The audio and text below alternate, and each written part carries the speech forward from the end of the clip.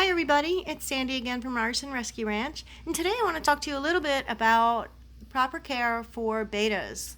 Some say bettas, some say betas, so before I get inundated with comments, that's just what I go through. That's what I've been calling them. I mean no disrespect if I'm saying it correctly or incorrectly.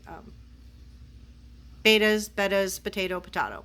So anyway, the purpose of this video is to bring awareness to the proper care. So, for example, you go into any of the local pet stores and you see these guys in these little cups and they look so sad and pathetic. And you decide that you want to save one. You want to give them a home. You love them, you care about them. That's great. So you pick up a vase, because certainly the vase is bigger than the little cups that they're in. You can do that. I've done it in the past. However, I just wanted to share some information with you that was shared with me. Bettas need more room than a vase. Bettas also need heaters, oxygen, and filtration. I didn't know that. I really didn't. My bettas would live a year or two. With the proper environments, I found out they can live a lot longer than that. And again, I didn't know that. I thought by putting them in the vase and sticking a live plant in the top, I was doing the best thing for them. They were thriving. They were swimming around. They were eating. Okay, yes, that's true. I mean, you could, for example, you could live in your bathroom. You'd have water. You're going to get up and move, but are you going to get enough exercise? Are you going to get enough stimulation? No, you're probably not. You would probably be a lot healthier, both mentally and physically, in a proper environment. And that's all I'm trying to say. So, for example, Edward here is in a 15-gallon tower tank. He has a fluval filter. It's a hang-on-the-back filter. It'll do, I believe, up to 30 gallons. I always get filtration that is more than what my tank size is, because more is better. It just is. Why get one for 15 gallons when get one for 25 or 30? So that's what he has. The reason I like this filter so much is it does have an adjustment for the flow of the water. Bettas are not strong swimmers with all that, the flowy fins. They're beautiful, but they're not athletes, so to speak. They're the divas of the fish world. So his bubble bar, that actually has a valve adjustment on it as well. It's actually on the lightest, so he will swim through that. He's fine with that. And again, the heater.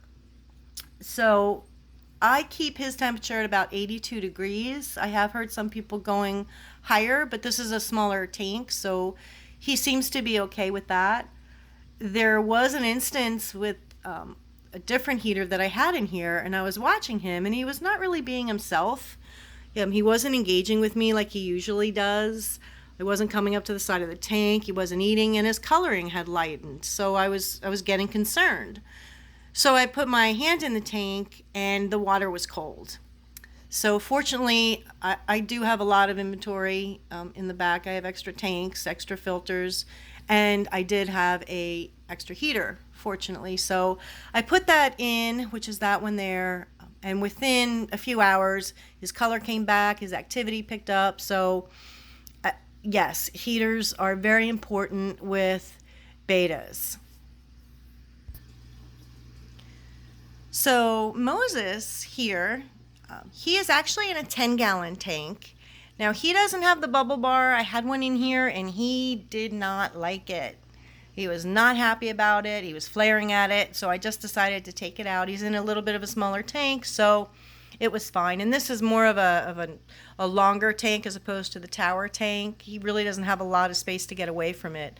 Again, he does have a fluval filter. I'm just partial to those. That's, whatever, to each his own. And his heater, it's actually, if you can see it there, it's underneath the sand in his tank. So same thing, I keep his temperature at about 84 degrees. It's actually really nice in there. But they do need to have some room to swim. With his decorations, I do move them around too. I may stack up the rock differently, whatever, but because he definitely does get bored. He's got a lot stronger of a personality than Edward does. He does flare at me occasionally, but he's a good fish as well. I really do enjoy the bettas. They do require, in my opinion, less maintenance than some of the other fish I have. By now, you all know that I'm speaking about these two, Aries and Phoenix. I don't know that they get bored. They are very interactive with Mike and I, however. They follow us. They get very excited when they see us. Of course, he's got a trail behind him. Way to go, bud. But these guys, I cannot really put a lot in their tanks because they are messy and because they are a forager. Aries gets himself stuck behind the decorations. I've had to remove a lot of them. That's why it is kind of bare compared to the community tank that I have. But the main thing is that you have to know your fish. You got to know their breed traits, just like you would with any other animal. They have specific traits exclusive to them, and you need to be aware of that. So goldfish, don't put them in a vase either. Don't put them in a little bowl without filtration. That's not going to be good for them. I did it when I was a kid. The fairfish. Who didn't have those? Stick them in a goldfish bowl with some gravel, call it a day. No, that's really not how it's going to work. These guys, I actually have a canister vac on these bigger tanks. Not a canister vac. I always say canister vac because Mike and I own a canister vac. Canister filter. So sorry. I have this on this one as well as the community tank. And that's these guys. Now, I don't want to get away from the subject of bettas. Basically, I'm just proving the point of whatever fish you go with, do a little bit of research. Research is everywhere now. I mean, you go on YouTube, go on Instagram, go on Facebook, join a forum, or just Google it, if nothing else, and see what care is required. I would be very skeptical of going into pet stores, like chain pet stores. I myself personally have been given misinformation at one chain store. The one store that I do deal with, I'm not going to say their name, I know that employee personally, and I know they know what they're talking about in regards to fish keeping. So if you can find that, that's the person you want to talk to, because if you're investing in fish, and it is an investment, I mean, the tanks, the media, the filters, the food, it's expensive. The decor, that stuff's not cheap. Why not give these guys the best opportunity that you can? Let them be happy and healthy and thriving so that they can be happy and you can be happy too. So again, that's been my experience. I hope that you were able to walk away from this video with some useful information in regards to caring for the welfare of your bettas and any fish that you would like to keep. Just do some research and make sure that they're happy and healthy. And Edward is napping. Any other time, these guys are all over the place. There he is. He's so magnificent. Isn't he beautiful? Well, thank you again for watching, and I hope you do hit the subscribe button so you can see when we upload again.